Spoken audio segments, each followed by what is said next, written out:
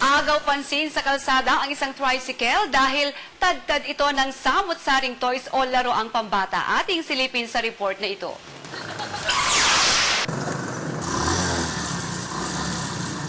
Sa unang tingin, mistulang pangkaraniwang namamasada lang ang tricycle na ito. Pero kapag nakalapit na, napapalingon ang mga nakakakita. Puno kasi ng makukulay at sari-saring laruang pambata sa bubong, gaya ng maliliit na kotse, mga robot, at iba't ibang toy cartoon character gaya ni Doraemon, Super Mario at Ninja Turtles. Meron pang character sa sikat na larong Clash of Clans. Pagsakay, sari-saring toy character din ang nakasabit sa loob ng sidecar. Sabi ni Rica Fort, ang mga laruan ay pag-aari ng kanyang anak. Ang iba, bigay ng mga kalaro ng anak at kamag-anak. Yung mga laruan kasing nasisira lang eh. Kaya dinisplay ko na lang para nakikita ng anak ko. At the same time, pag may inisasaya yung mga bata, tutuwa sila. Abot na ngayon sa 165 ang bilang ng toys na nakasabit sa tricycle. 300 pesos ang pinakamahal na laruan.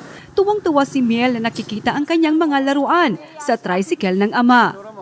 Pero natutuwa kapag nakikita mo yung mga yan.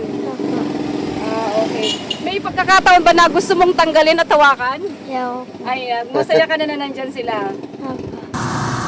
Hindi ipinapasada ang tricycle, pero marami ang natutuwa sa tuwing inihahatid ni Rica Fort ang misis sa opisina at ang anak sa eskwela. Sobrang saya ko kasi ganito yan eh. Pagka ang mga tao rin, ay yun bang tricycle na maraming laruan?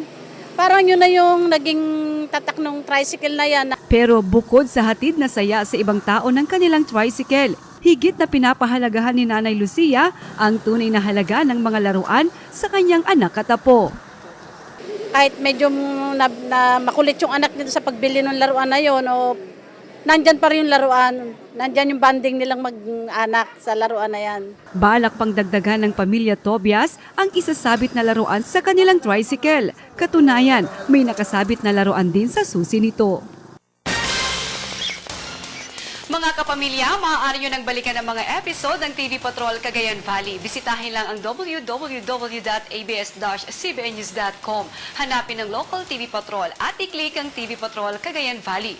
Maaari rin itong mapanood sa iWant TV at YouTube. At yan ang nakalap naming mga balita sa tuloy-tuloy naming pagpapatrol sa ngalan ng buong news team ng TV Patrol Cagayan Valley. Ako po si Darlene Hemino. Maraming salamat. Manatiling nakatutok. Susunod na ang Wildflower.